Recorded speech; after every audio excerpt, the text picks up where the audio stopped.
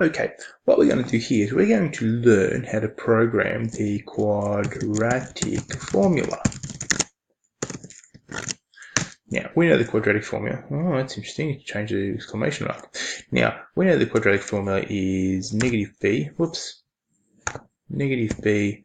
plus or minus, which is this here, plus or minus the square root of b squared minus 4ac. Now I say we know because we should have done this last year, divided by 2a. Now it's going to look something like that, but that's okay. Like that's just a bit of a mess. That's just like how it does it. So I haven't quite done it properly. Anyhow, what we're going to do, we're going to learn how to program these. So what we've got here, we've got b, a, and c. So in our thing, in our equation, we know that what in a general form to quadratic equation, we have y equals ax squared plus bx plus c. That's all we know we've got. Never mind that, but it looks like this here. So what we have to do is we've got to ask the user for values of a, b, and c. We do the quadratic equation, and then we state whatever x equals, because that's what we use it to solve. So let's have a look. Okay, so we're going to enter a new programming thing. So I'm going to go to Insert, and I'm going to go to Program Editor, and I'm going to go to New. On the handheld device, can we do Control and this? No, it may be Control and I. Control I. Now, escape out of this. Control I for insert. Here we go. Add program editor, new. Not open. Control I, add program editor, new. Okay, now I'm going to call this quadratic.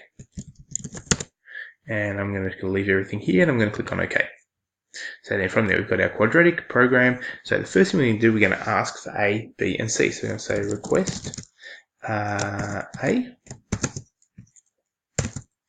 And that gets stored as A. Oops.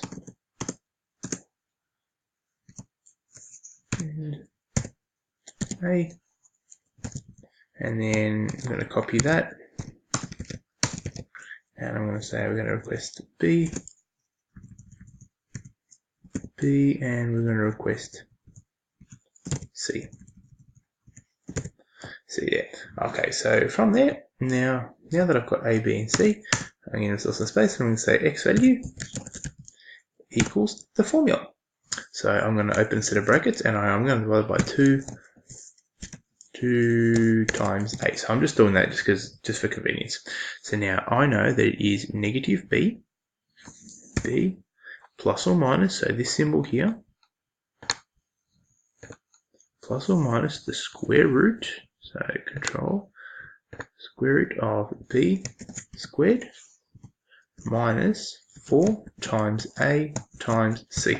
Now be very careful, you do actually make sure you're pressing times, not 4AC, because it'll take 4AC as being a variable on its own. Now that all looks okay. I'm going to press enter. Oops, no, over here, I'm going to press enter.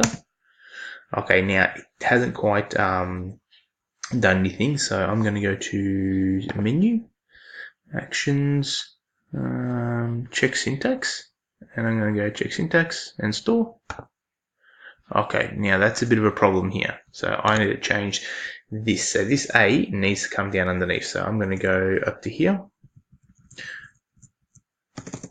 And I'm going to put that under here. So times A. Let's see what it does now.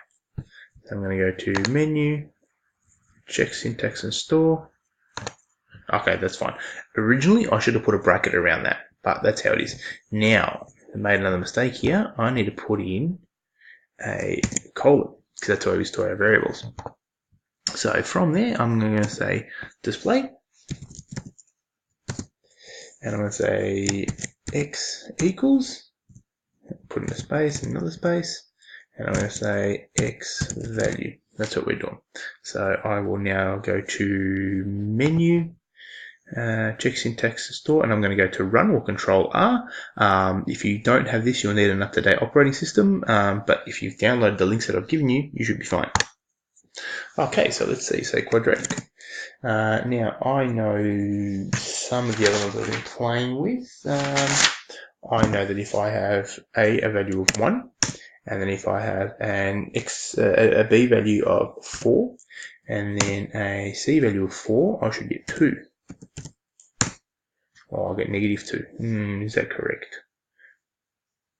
Let's see. If we say factor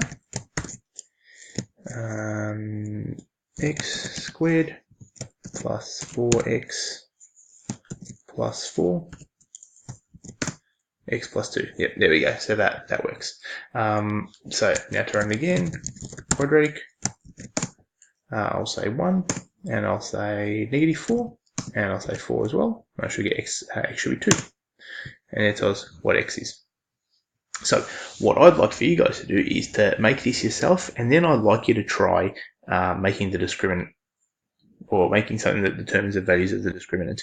Another thing you can try to do is, if I was to change this and I was to make this, let's see, quadratic, if I was to set some values of, let's see, 1, 8, and 21, it throws an error. It gives me this thing. What I'd like for you to try to do is to make it so I don't get this kind of thing. I'll get something else within the program. I don't want for the program to throw an error. I'd like for something to say, hey, you can't do that. So that's something I'd like for you to think about in terms of how you can make that happen. So there are your tasks. Make this quadratic. Make the quadratic thing. Do another thing for the discriminant. So watch the discriminant video and make one for the discriminant. And then also, once you've got the quadratic and the discriminant done, try to fix that error that you've just seen happen. Good luck.